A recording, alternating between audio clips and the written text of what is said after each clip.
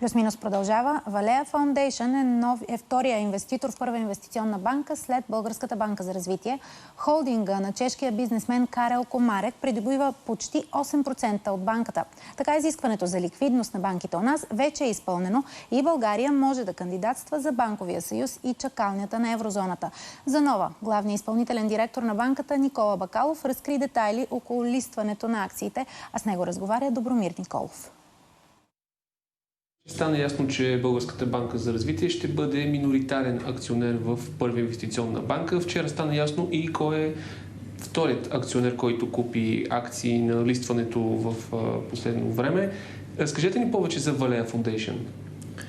Вчера инвеститорите заплатиха своите акции и новите акционери на Първа инвестиционна банка, това са Българска банка за развитие с 18,35% и Валея Foundation с 7,87%.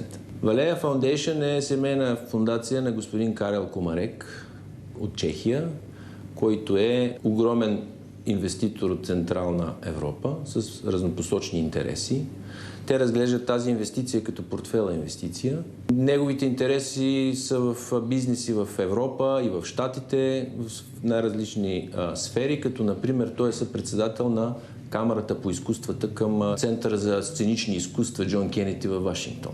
Абсолютно голям инвеститор за България и за нас е гордост, че той е избрал Първа инвестиционна банка за своята портфелна инвестиция. Как ще се отрази това листване на финансовата ситуация в Първа инвестиционна банка? Какви ще са показателите на банката? Първо е важно да очертая, че Първа инвестиционна банка посрещаше всички нормативни изисквания и преди това увеличение. Това увеличение се направи вследствие на една препоръка на Европейската централна банка за формиране на допълнителен капиталов буфер. Сега параметрите на банката се променят, като след това увеличение на капитала, общата капиталова адекватност на Първа инвестиционна банка ще бъде малко над 22,5%, в сравнение с малко над 19,5% към края на март 2020 година.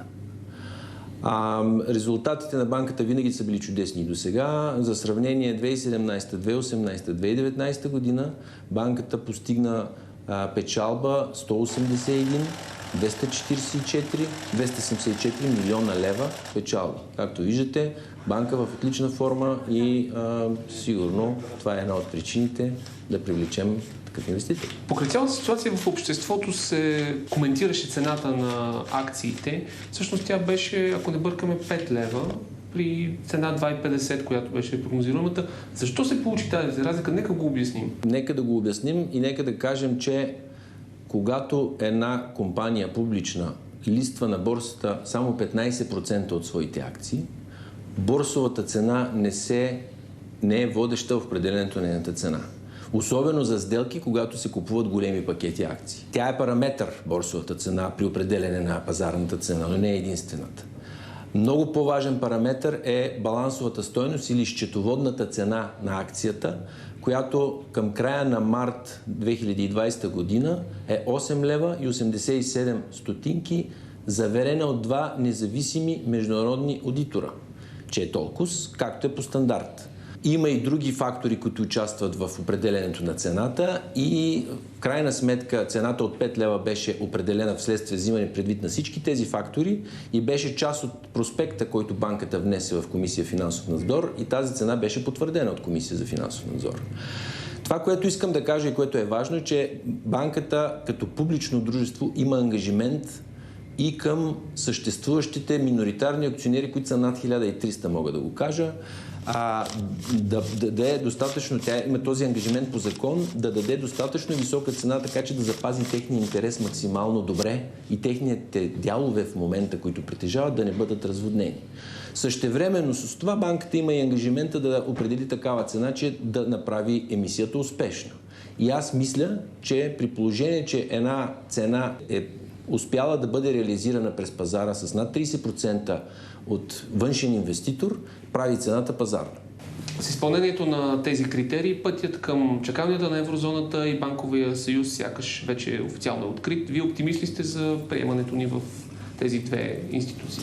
Ръководството на Първа инвестиционна банка винаги е подкрепило усилията на правителство за присъединяване към Банковия съюз и ИРМ-2.